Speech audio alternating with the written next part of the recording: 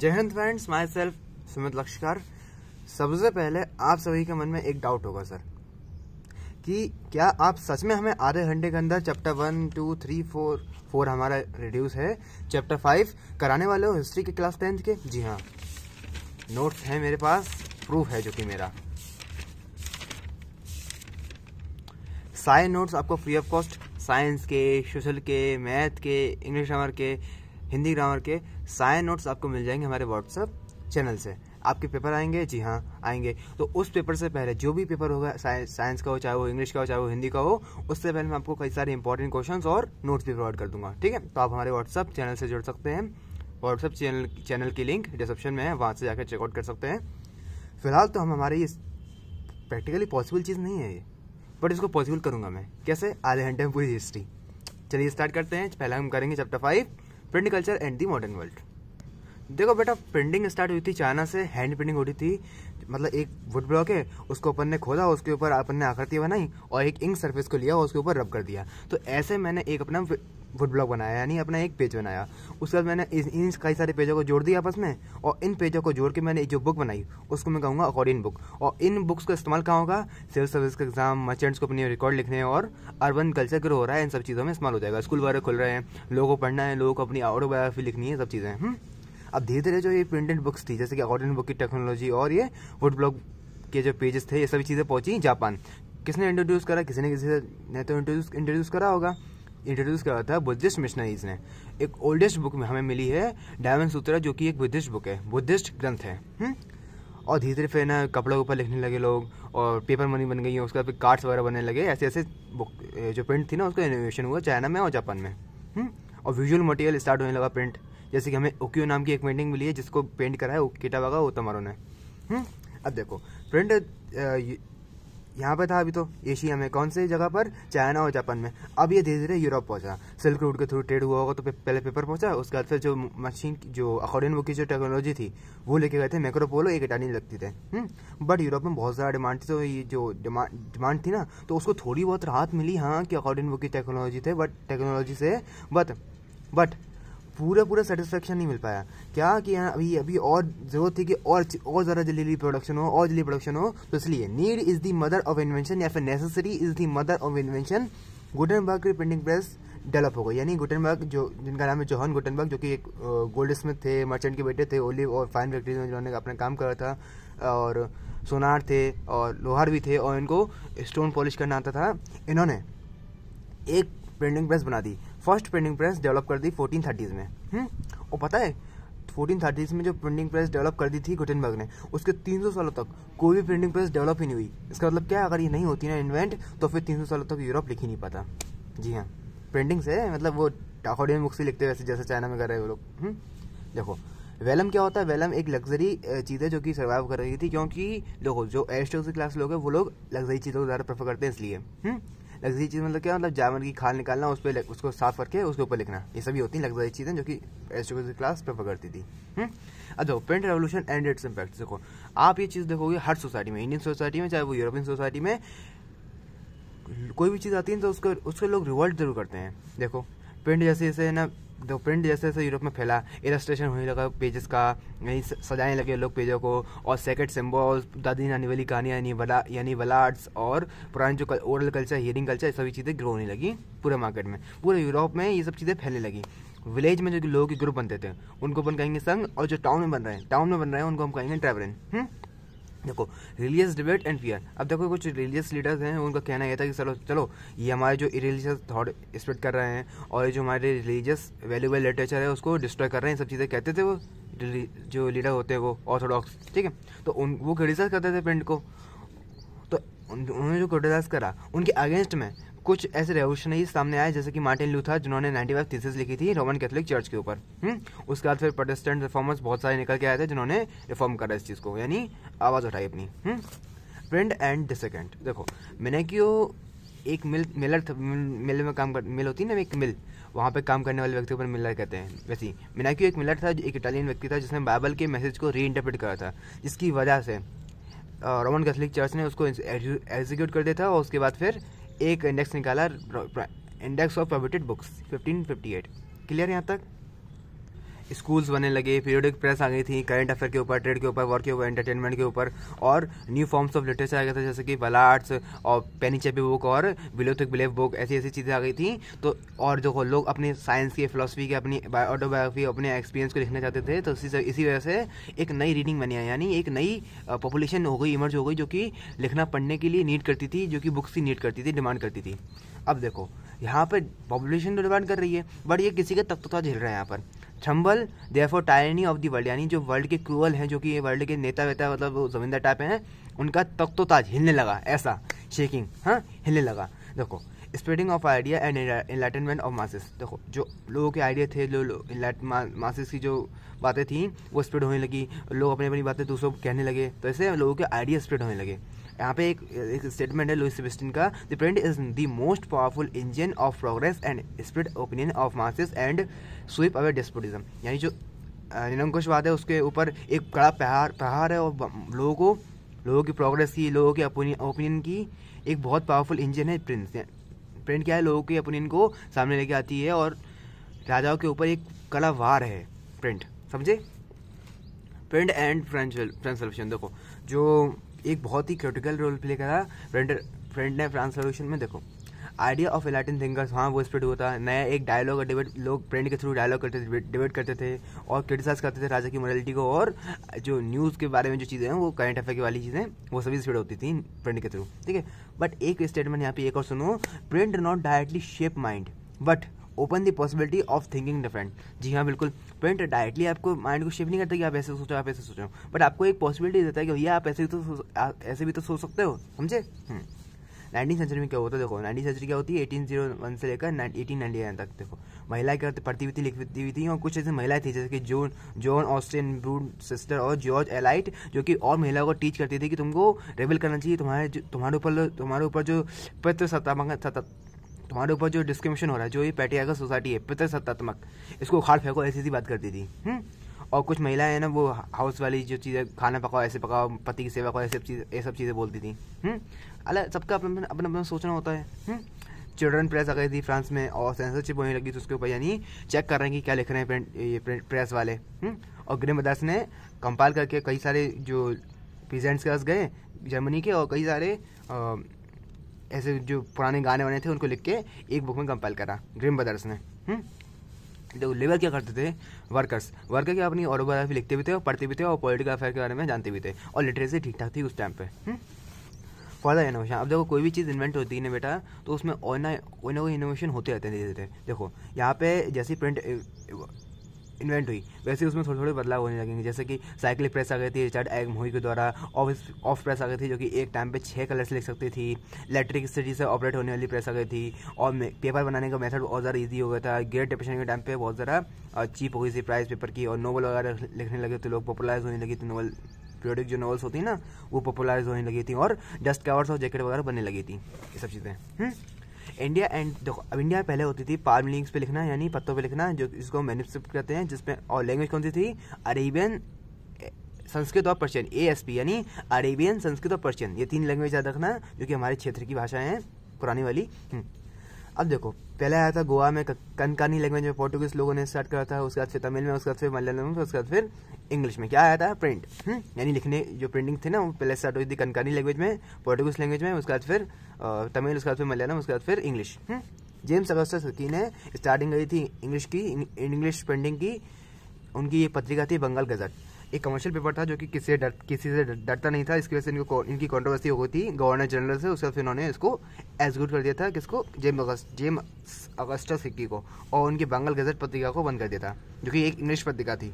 और यहाँ पे देखो यहाँ पे एक इंडियन पत्रिका है जिसका नाम है बंगाल गजट, ये इंडियन जो पहला इंडियन व्यक्ति था उसकी पहली पत्रिका का नाम क्या है, बंगाल गजट, और इनकी पत्रिका का नाम भी बंगाल गजट है। मतलब क्या नाम सेम है क्या, मतलब हाँ जी, ये वाला नाम जो जेम्स अगस्टस हिकी की पत्रिका है और जो गंगाधर भट्टाचार्य की पत्रिका है, दोनों का नाम सेम है, स्पेलिंग भी सेम है। देखो अब देखो religious reforms and public debate, देखो कई सारे ऑर्थोडॉक्स हैं और जो कई सारे रिफॉर्मर्स हैं उनके बीच में डिबेट होती थी, वही यूरोपियन सोसाइटी में जो था वही यहाँ पे होगा कि ये ना राजा राम मोहन रॉय ने और कई सारे ऐसे लोग हैं जो कि अपनी अपनी पत्रिका चला रहे हैं, जैसे कि संवाद कॉमेडी और 2 पर्शियन न्यूज़पेपर, जैसे कि जहांनामा और संसु लगभग ऐसे और गुजराती पेपर जैसे कि बम्बे समाचार, ऐसी पत्रिकाएं चल रही हैं जो कि रिफॉर्म की बात करती हैं। और ऑर्थोडॉक्स की भी पत्रिकाएं थी जैसे कि हमारे समाचार चंद्रिका। मुस्लिम ने फतवा जारी करा था अपनी पत्रिका से कि भाई हमारे फतवा हम फतवा जारी कर रहे हैं कि हमें अपने धर्म को बताओ, अपने धर्म को बचाओ। ऐसी बात करते थे ना कि हम फतवा जारी करते हैं, यानी हम धर्म को बचाने की ऐलान करते हैं कि अरे आ जाओ सब लोग धर्म बचाओ ऐसा। और हिंदूज ने अपनी 18वीं सेंचुरी में रामचरितमानस प्रिंट कर दी थी, और लखनऊ में नवल किशोर प्रिंटिंग प्रेस और बम्बे में श्री वेंकटेश्वर प्रिंटिंग प्रेस बन गई थी। देखो, प्रिंट को एक अलग तरह से पब्लिकेशन दिया जा रहा था। मतलब क्या, एक अलग अलग तरह से लोग प्रिंट का इस्तेमाल करते थे, जैसे कि कार्टून्स को बनाते थे कमेंटिंग के लिए, और लिटरेसी अच्छी खासी थी तो लोग अपने ऐसे वगैरह लिखते थे, लिरिक्स लिखते थे और ग्रोथ लिखते थे, यानी अपने एक्सपीरियंस वगैरह वो सब लिखते थे। और पेंटिंग जैसे कि विजुअल मटेरियल प्रिंट में लगा था, जैसे कि राजा रवि वर्मा की पेंटिंग, और अपन किसी भी पेंटिंग को देखकर उस समय की पॉलिटी, कल्चर और सोसाइटी को समझ सकते हैं। Reading emotions and experience and relationship अपन कर सकते हैं नोवेल से, यानी अगर मान लो आइंस्टाइन जी की एक नोवेल है, मैंने उसको पढ़ा तो मैं उनके इमोशंस को, उनके एक्सपीरियंस को पढ़ सकता हूँ, समझ सकता हूँ। अब देखो, प्रिंट की पूरी हिस्ट्री में महिलाओं का क्या हाल है। देखो, महिलाओं की एजुकेशन की बात होती थी, पर कुछ ऐसे ऑर्थोडॉक्स थे और कंजर्वेटिव्स थे जो कि महिलाओं को पढ़ाने की बात नहीं करते थे, पर महिला रिवेल करती थी, जैसे कि राजसुंदरी देवी, अमर जीवन की उनकी पत्रिका, उनकी बंगाली लैंग्वेज में उनकी पत्रिका उनकी ऑटोबायोग्राफी है बंगाली लैंग्वेज में, अमर जीवन, किसकी, राजसुंदरी देवी की 1876 में इन्हें लिखी थी। और कैलाश वासनी देवी, ताराबाई शिंदे और पंडित ताराबाई, ऐसी कई महिलाएं रिवॉल्व करती थी। और वर्नाकुलर जो लैंग्वेज है उसने भी एक इंपॉर्टेंट रोल प्ले करा है महिलाओं की एजुकेशन में। कैसे कि राम चड्ढा जी की एक पत्रिका थी श्री धर्म विचार, जिसमें उन्होंने कई सारे इशू के ऊपर लिखा, जैसे कि विडो रीमैरिज और एजुकेशन महिलाओं की और नेशनल मूवमेंट, ये सब चीज़ों के ऊपर लिखा। ओके, अब देखो, print and the poor people. Print थी वो धीरे धीरे और ज़्यादा चीप हो गई थी, और भी कई सारे लोग थे अपने डिस्क्रिमिनेशन के ऊपर लिखते थे। वर्क, देखो, महिलाओं ने अपने डिस्क्रिमिनेशन के ऊपर लिखा, तो ऐसे कुछ लोग, गुलामगिरी देखो पत्रिका है, यानी उनकी ऑटोबायोग्राफी ज्योतिबा फुले की 1871 में, और B R Ambedkar, E V Ramaswamy Naicker, ऐसे कई सारे लोग थे जो कि अपने साथ जो डिस्क्रिमिनेशन हो रहा है उसको रोकने के लिए बात करते थे। वर्किंग क्लास जो थी ना वो लिखने लगी थी। और ये खाशी बाबा एक कानपुर के मिल वर्कर हैं। देखो, यूरोपियन हिस्ट्री में मिल वर्कर कौन है, मेनाक्यू, और हमारी इंडियन हिस्ट्री में मिल वर्कर है काशी बाबा, जो कि सुदर्शन चक्र के नाम से उन्होंने अपनी एक ऑटोग्राफी लिखी थी, सच्ची कविताएं। और ऐसे धीरे धीरे पेंटिंग क्या है, सेंसरशिप बढ़ने लगी और सेंसरशिप होने लगी पेंटिंग्स के ऊपर। पहले क्या है, पहले स्टार्टिंग किसी पे नहीं होती थी, पहले होती थी सिर्फ और सिर्फ इंग्लिश के ऊपर। कलकत्ता सुप्रीम कोर्ट ने अपने एक लॉ पास करा था जिसके द्वारा उसने कई सारे रिस्ट्रिक्शन लगा दिए थे। बट 1835 में गवर्नर जनरल विलियम बेंटिक ने थोड़ी बहुत फ्रीडम दे दी थी, चलो जाओ तुम जी लो अपनी, 15 साल हो गए ना तुम लोग को, अब तुम सुधर गए होगे, चलो जाओ। बट 1857 में फिर से एक रिवॉल्ट हो गया था, बहुत बड़ा वाला 1857 का रिवॉल्ट। उसके बाद फिर सारे बहुत ज़्यादा रूल्स वगैरह लग गए थे प्रिंट के ऊपर, और वर्नाकुलर प्रेस एक्ट आया था 1878 में, जो कि इंडियन प्रेस को, इंडियन भाषा में जो प्रेस चलती है उसको बंद कर देता था, ऐसा। और हमारी एक नेशनलिस्ट प्रेस भी थी, केसरी, जो कि थी बाल गंगाधर तिलक जी की। ठीक है, तो हम हमारा चैप्टर नंबर 4 नहीं करेंगे, अब हम करेंगे चैप्टर 3। देखो, अपन पढ़ेंगे कैसे हमारा जो पास्ट था वो कैसा था, बस। क्योंकि हमारा जो आज जो प्रोसेस रही है, नया आज जो मॉडर्न वर्ल्ड है, आज जो हम देखते हैं वो बनने की, मॉडर्न जो वर्ल्ड आज देखते हैं, आज जो प्रेजेंट टाइम अपन वर्ल्ड देखते हैं, वो बनने की जो प्रोसेस है वो अपने चैप्टर से रिड्यूस हो चुकी है। तो हम जो हमारा है पुराना पास्ट उसको ही देखेंगे। देखो, ट्रेड होता था, अब देखो ट्रेड होगा ना, देखो कई 3 चीज़ों का मूवमेंट देखा गया है, movement of capital, movement of people and movement of trade का, लोगों का और कैपिटल का। ट्रेड होगा तो कैपिटल तो मूव कर देगा ही, और ट्रेड करेगा कौन, लोग, तो लोग मूव कर देंगे। अब देखो, लोग जाएंगे ना, कौन कौन जाएंगे, तो ट्रेवलर्स, ट्रेडर्स और पेड स्टूड और पिलग्रिम्स मूव करेंगे, तो अकेले नहीं जाएंगे। ये मूव क्यों करेंगे, पहली बात तो ये नॉलेज के लिए, स्पिरिचुअल फुलफिलमेंट के लिए, अपॉर्चुनिटीज़ के लिए, स्पिरिचुअल फुलफिलमेंट के लिए, ये सब चीज़ों के लिए मूव करेंगे। और जब ये मूव करेंगे तो अकेले नहीं जाएंगे, अपनी गुड्स, अपने डिजीज़, अपने जो स्किल्स, अपने आइडियाज़, अपने रिलीजन, अपनी इन्वेंशन, अपने कलर, अपने कास्ट, अपनी बोलने का तरीका, अपनी लैंग्वेज, सब चीज़ें लेके जाएंगे, अपना खाना लेके जाएंगे। और ट्रेड होता था, इसके एग्जांपल है हमारे पास, जैसे कि कौड़ीज एज अ करेंसी इस्तेमाल होती थी इंडस वैली सिविलाइजेशन में।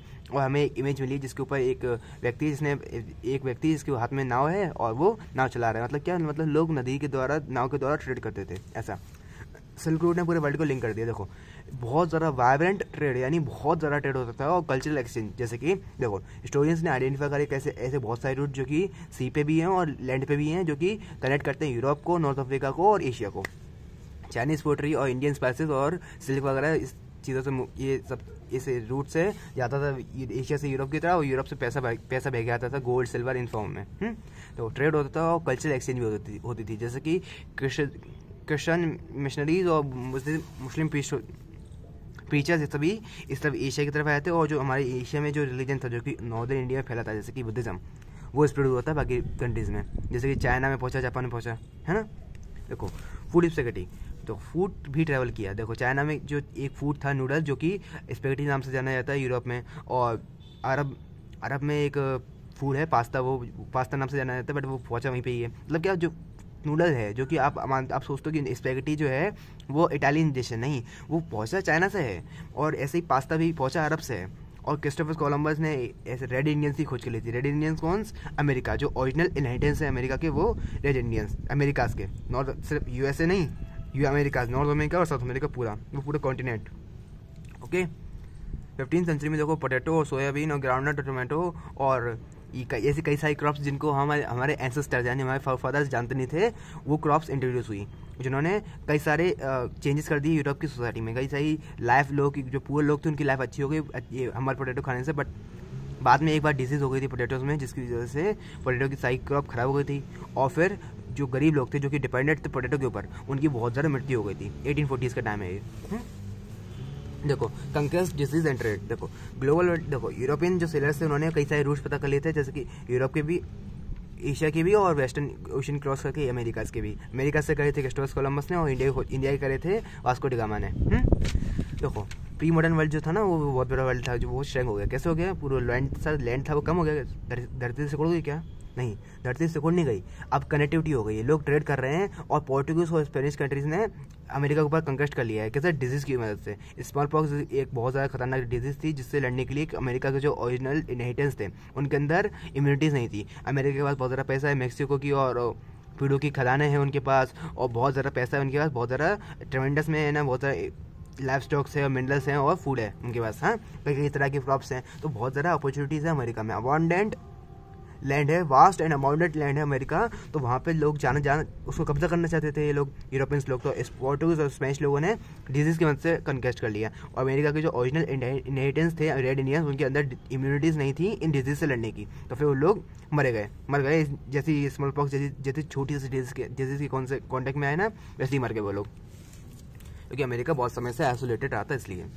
For the expansion of global trade, 19th century में क्या होता था, पॉवर्टी और हंगर बहुत ज़्यादा कॉमन हो गई थी यूरोपियन सोसाइटी में। तो लोग चाहते थे कि अरे यार सिटीज़ बहुत ज़्यादा ओवर क्राउडेड हो गई हैं, रिलीजियस लड़ाई चल रही है लोगों के बीच में, तो अपन ये सब छोड़ के अपन प्लांटेशन वर्क चालू कर दे अमेरिका में। ऐसा चेंजिंग इन यूरोपियन पावर्स, जैसे कि इंडिया और चाइना, इनकी पावर 15th सेंचुरी तक थी क्योंकि इनके पास सिल्क रूट था। जैसे सिल्क रूट की पावर कम हुई, जैसे चाइना का रोल रिड्यूस हुआ, वैसे ही इंडिया को भी कॉलोनी बना लिया गया था इस समय तक।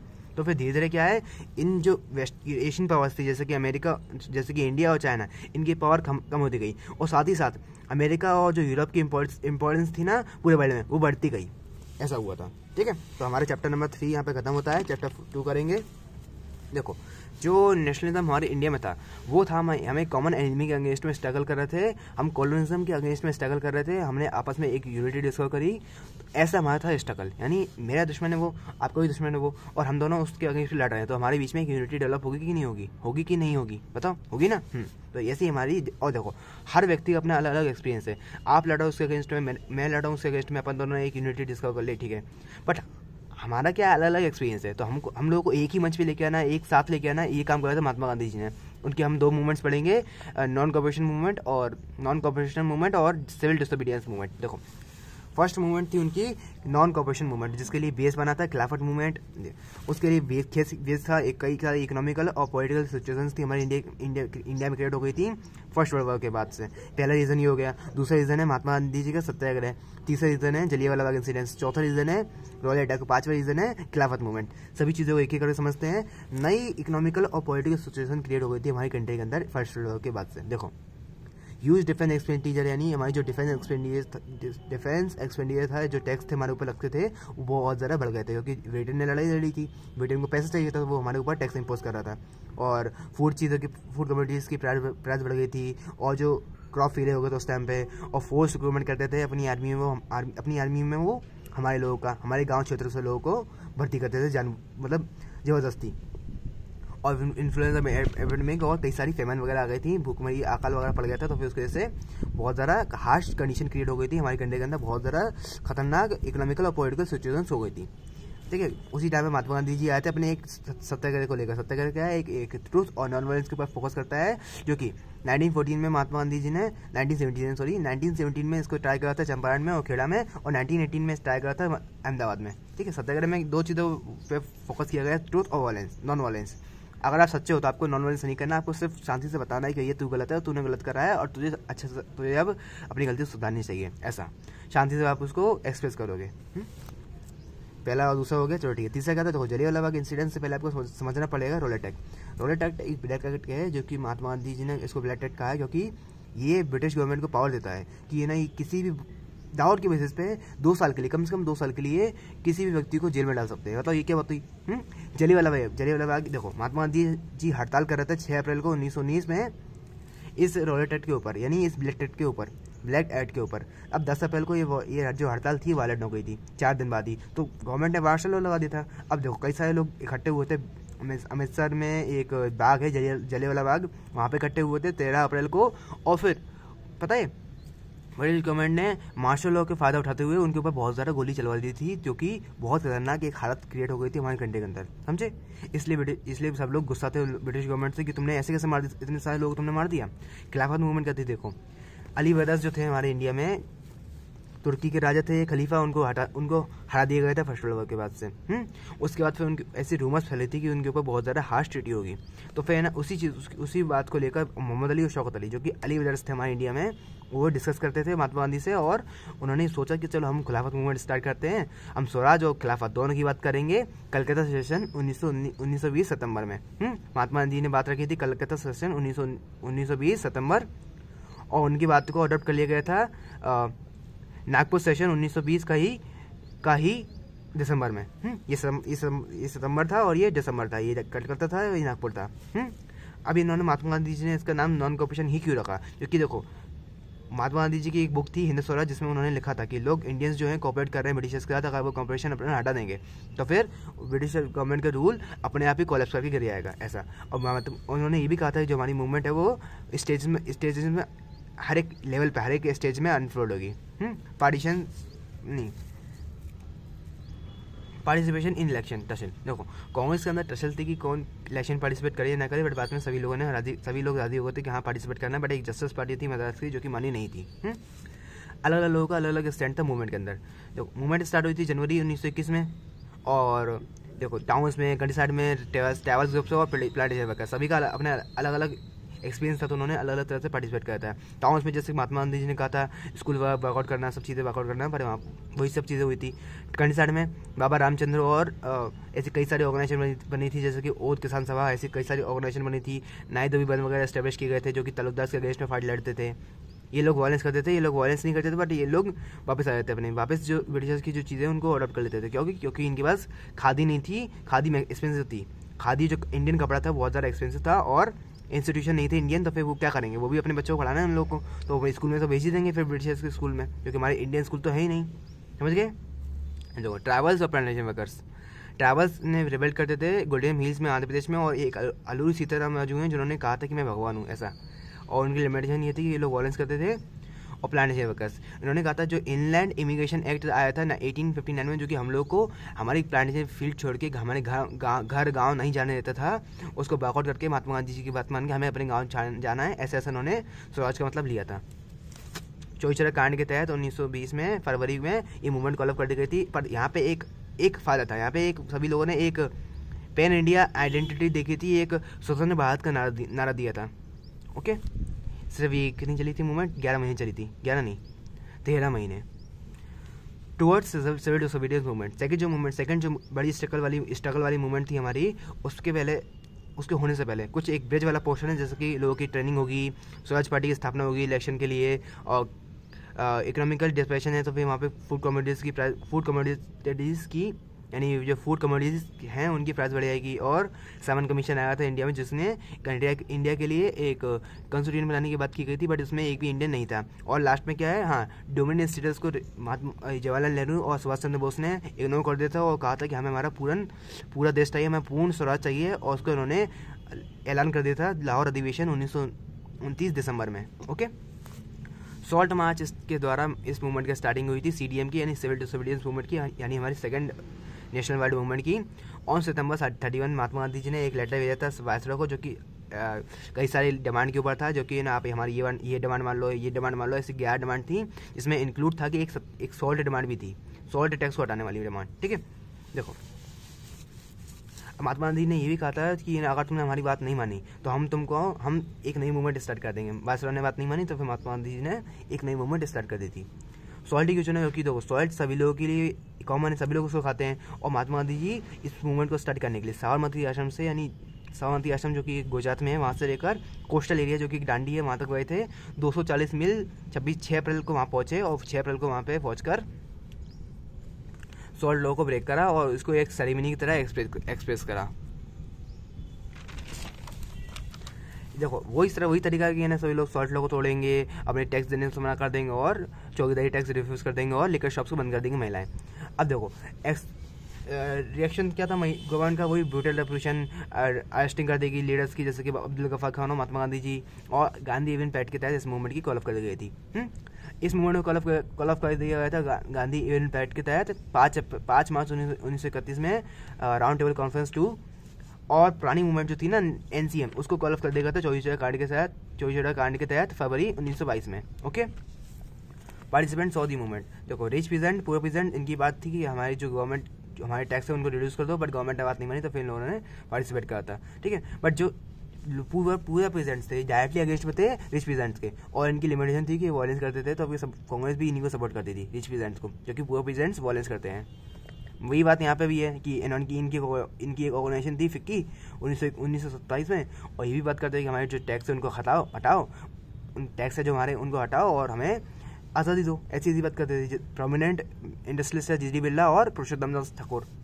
महिलाओं ने देखो लार्ज स्केल में पार्टिसिपेट करते इस मूवमेंट में, बट उनकी अपलिमेंट की किसी ने बात नहीं करी थी, और उन्होंने प्रोटेस्ट भी करा, मार्चेस भी करी और क्लोजेशन ऑफ लिकर शॉप्स भी करी, बट उनकी बात किसी ने सुनी नहीं। लिमिटेशन ऑफ CDM, देखो कास्ट इशू और रिलीजन इशू।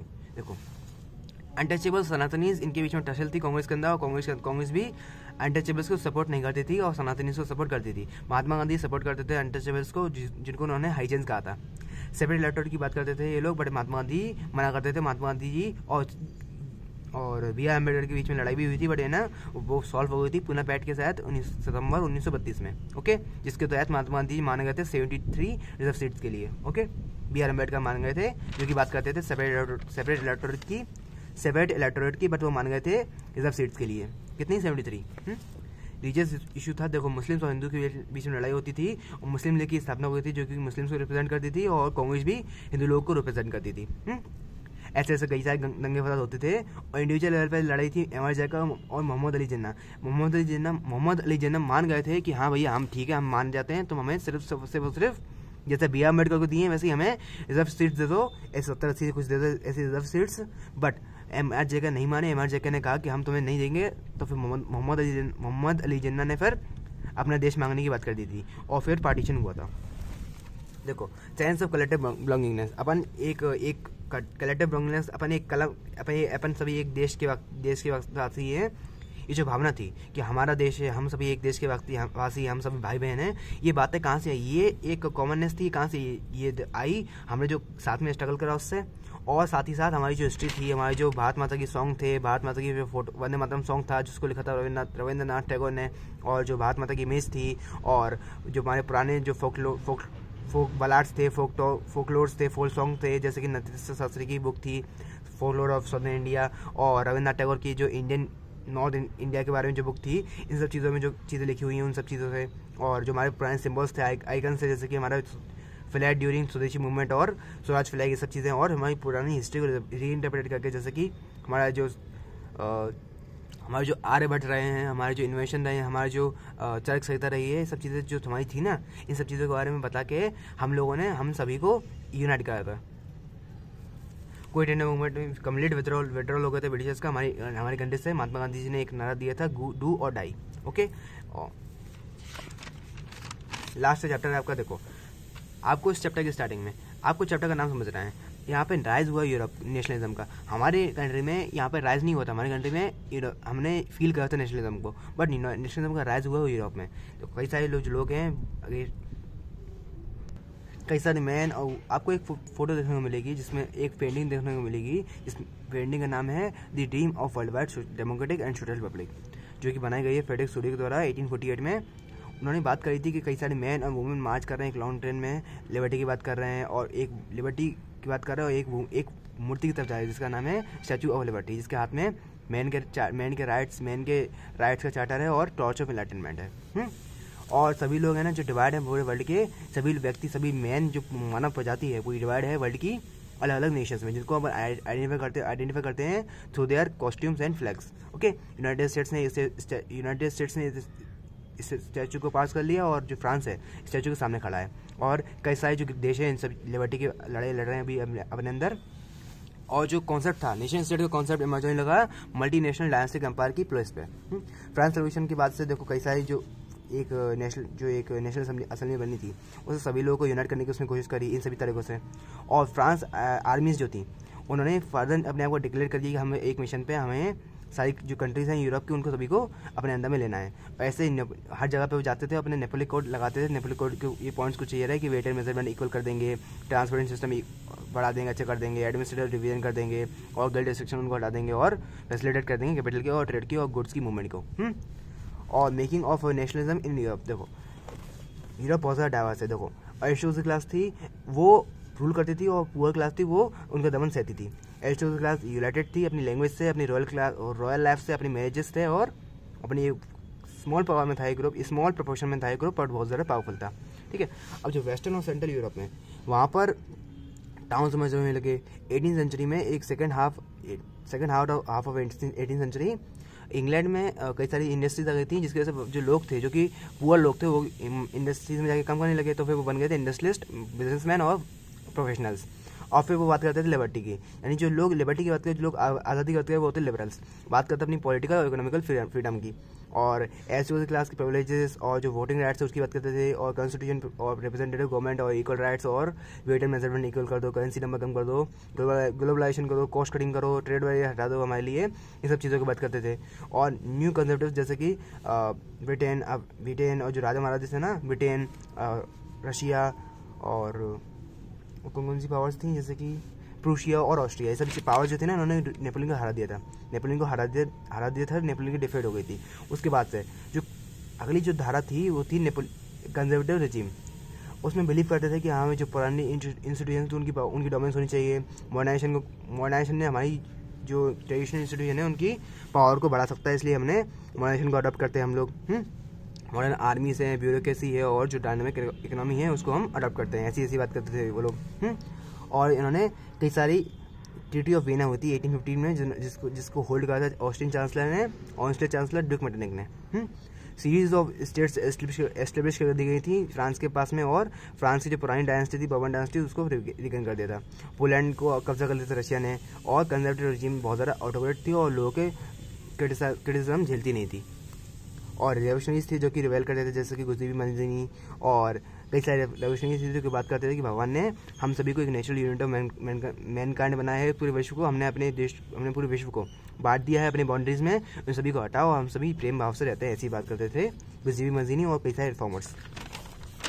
देखो, एज ऑफ रेवोल्यूशन, देखो यहाँ पे सीरीज में रेवोल्यूशन हुए। जैसे फ्रांस में फर्स्ट अपीवल हुआ, जुलाई रेवोल्यूशन, उसके बाद से फिर धीरे धीरे पूरे ब्रुसेल्स में हुआ, ब्रुसेल्स में हुआ था कि ब्रुसेल्स अलग हो गया था, यानी बेल्जियम अलग हो गया था, बेल्जियम अलग हो गया था यूनाइटेड किंगडम ऑफ नीदरलैंड से, और इंडिपेंडेंस हो गई थी ग्रीस की 1832 में ट्रीटी ऑफ कॉन्स्टेंटिनोपल के तहत। यानी धीरे धीरे जैसे फ्रांस ने छीका वैसे पूरे यूरोप को सर्दी हो गई। ऐसा when France sneezes the rest of Europe catches cold, ये स्टेटमेंट है ड्यूक मेटरनिक का। लुईस फिलिप राजा थे जिनको एक कॉन्स्टिट्यूशन मोनार्क बना दिया गया था जुलाई रेवोल्यूशन के बाद से। रोमांटिज्म क्या होता है, देखो बात करते हैं कि हमारी जो पुरानी जो ग्लोरी रही है, पुरानी हिस्ट्री रही है, उसको वापस से लेके आओ, और जो हमारे बीच में एक यूनिटी लानी है, कलेक्टिव आइडेंटिटी लानी है, वो लाओ हमारी पुरानी हिस्ट्री से, पुरानी जो हमारी गाने थे, पुराने हमारे जो गाने थे, सॉन्ग थे, डांस थे, उन सभी चीज़ों से लेके आओ। एक प्रोमिनेंट फिलोसफर हैं जॉन गॉटफ्रीड हर्डर, जर्मनी के रहने वाले हैं। जर्मनी की जो ओरिजिनल इनहेरिटेंस है उसको उनको कहते हैं डांस वॉक्स, और रशिया ने ऑक्यूपाई कर लिया था पोलैंड को, तो वहाँ पे जो पोलैंड के जो लोग थे उन्होंने पोलिश लैंग्वेज का इस्तेमाल करा अपने राष्ट्रवाद को दिखाने के लिए, अपने नेशनल सेंटीमेंट्स को दिखाने के लिए, और ऐसे रशिया के बारे में रशिया के अगेंस्ट में लड़ाई लड़ी थी। देखो hunger, hardship and popular revolt, 1830s के टाइम पे कई सारी जो हंगर, हार्डशिप और पॉपुलर रिवॉल्ट यानी लड़े लोग, सिटीज़ ओवर क्राउडेड हो गई थी, टाउन्स वगैरह इमर्ज होने लगे थे, और लोग फूड वगैरह की प्राइस बढ़ गई थी, और बैड हार्वेस्ट यानी फूड वगैरह क्रॉप फेल हो गया था, ये सब चीज़ें हो गई थी। और पुअर वर्ल्ड हुआ था 1848 में, जो कि सभी लोग जो फ्रांस के थे ना, उन्होंने लुइस फिलिप को भगा दिया था, और फिर से अपनी एक जो गवर्नमेंट थी उसको इस्टेब्लिश कर दिया था, और उसने सभी लोगों को राइट दे दिए थे, सारे 21 एज के जो मेल थे उनको राइट दे दिए थे वोटिंग के। और जो कई सारे जो फेब्रुअरी रेवोल्यूशन क्या है, मतलब है ना, जो Germany, Italy, Poland, Austria Hungary empire, ऐसे कई सारे देश थे ना, वहाँ पर लोग, मैन और वुमेन सभी लोग रेबल की बात करते थे, आज़ादी की बात करते थे, और पार्लियामेंट को भगा के अपनी जो गवर्नमेंट थी उसको एस्टेब्लिश करने की बात करते थे। ऐसे ही आपको एक आर्टिकल देखने को मिलेगा, Frankfurt parliament of convert in Saint Paul Church. ये फ्रैंकफर्ट पार्लियामेंट थी जो कि कन्वर्ट हुई थी सेंट पॉल चर्च में, जो कि पार्लियामेंट है जर्मनी की, और राजा ने फिर, राजा का नाम था फ्रेडरिक विलियम फोर। इसने जो प्रस्ताव था ना कि हमारे जो कॉन्स्टिट्यूशनल मुल्क बन जाओ, उसको रिजेक्ट कर देता, और कई सारे ट्रूप्स को कॉल करके भगा देते हैं यहाँ पर। कई सारे ट्रूप्स यानी आर्मी को कॉल करके लोगों को भगा देता। 831 रिप्रेजेंटेटिव थे जो लोग थे ना वो। Issue political rights of women, देखो महिलाओं के जो पॉलिटिकल राइट्स की बात कहीं नहीं हुई थी, महिलाओं ने हमेशा सफ़र करा है, और महिलाओं को इलेक्शन लड़ने का अधिकार भी नहीं था यहाँ पर, और महिलाओं को एज अ व्यूअर अपनी जो ऑब्जर्वर वाली जो गैलरी थी वहाँ पे खड़े होने का अधिकार था सिर्फ और सिर्फ। वोटिंग राइट की कभी बात ही नहीं हुई महिलाओं की। और जर्मनी, इटली और ब्रिटेन का इन्होंने, जर्मनी ने करा था विलियम वन ने, और इटली करा था विक्टर एमेनुएल टू ने। इनके विक्टर एमेनुएल टू के दो चीफ मिनिस्टर थे सीएम विकावियर और गुज़िबी गैरिबाल्डी ने सदर्न इटली को जोड़ा था, और नॉर्दर्न इटली को जोड़ा था सीएम कैवियर ने। और जर्मनी को जोड़ा था, उनके चीफ मिनिस्टर का नाम था ओटो वन बिस्मार्क। ऐसे सभी ने यूनाइट करा था अपनी कंट्रीज़ को। और ब्रिटेन में ऐसे कोई सडन विवाद नहीं हुआ, उन्होंने धीरे धीरे इंग्लैंड में कब्जा करा, मतलब इंग्लैंड की जो राजा था ना उसको भगाया, और पार्लियामेंट्री सिस्टम लेके आए। बाद में धीरे अपने एक्ट ऑफ यूनियन 1707 के तहत इंग्लैंड और स्कॉटलैंड को जोड़ के एक अपनी पॉलिटिकल आइडेंटिटी बना दी, और ऐसे ऐसे उन्होंने United kingdom of great Britain बनाया था। विजुअलाइजेशन ऑफ नेशन, लोग एलेगरी बनाते थे, फीमेल फिगर बनाते थे, क्योंकि महिलाएं करुणा का प्रतीक होती हैं। करुणा, प्यार, मोहब्बत, इन सभी करुणा से भरी हुई होती हैं महिलाएं, उनका दिल बहुत साफ होता है इसलिए। और ओक लीव्स थी, एक अलग बात थी जर्मनिया की जो कि एलेगरी थी जर्मनी की, और मरियाना की एक अलग बात थी रेड केप जो कि एलेगरी थी फ्रांस की। और सभी अपनी अपनी कंट्री की जो फ्लैग है उसी कलर की ड्रेस पहनती थी। और नेशनलिज्म एंड इम्पेरिज्म, मेरा देश महान है, मेरा देश आगे बढ़े, होता है नेशनलिज्म, और मेरा देश ही आगे बढ़े और दूसरे देश आगे ना बढ़े, वो होता है इम्पेरिज्म। मोस्ट ऑफ बहुत ज़्यादा सीरीज में टेंशन हो गई थी। बाल्कन रीजन जो कि एक जगह थी यूरोप की, वो डिसइंटीग्रेट हुई थी, यानी अलग हुई थी ऑटोमन एम्पायर से। ऑटोमन एम्पायर के बाद से है ना जो जगह थी ना, वो कई सारी जगहें अपनी आज़ादी गेन कर रही थी। छोटी छोटी कंट्रीज थी इसके अंदर जो कि लड़ती थी आपस में, जो कि एक दूसरे से बहुत ज़्यादा जेलस फील करती थी, एक दूसरे की ग्रोथ से बहुत ज़्यादा जेलस फील करती थी और आपस में लड़ती थी। और बात तब हो गई यार कि जब है ना इन जो छोटी छोटी कंट्रीज़ हैं, इनके जो सपोर्टिव कंट्रीज है जैसे कि बड़ी अमेरिका, ब्रिटेन, रशिया, फ्रांस और जर्मनी, ऐसी बड़ी बड़ी कंट्रीज थी ना, उन छोटी छोटी कंट्रीज की लड़ाई में खुद आगे कूद गई और ऐसी धीरे धीरे फर्स्ट वर्ल्ड वॉर हो गई थी। यानी छोटी छोटी कंट्रीज आपस में लड़ रही हैं, यानी बच्चे आपस में लड़ रहे हैं, उनके पेरेंट्स भी आकर लड़ने लगे, ये हो गई फर्स्ट वर्ल्ड वॉर। ओके, और इंडिया में कैसे हुई थी स्ट्रगल? हाँ, हमने ब्रिटिश जैसे कि अंग्रेज में कॉमन स्ट्रगल करा था, इसलिए हमारे बीच में नेशनलिज्म इमर्ज हुई थी। ओके, चलो आपको नोट्स मिल जाएंगे फ्री ऑफ कॉस्ट हमारे व्हाट्सअप चैनल से। आपका धन्यवाद जो आपने यहाँ तक वीडियो देखी। थैंक यू सो मच, धन्यवाद, जय हिंद।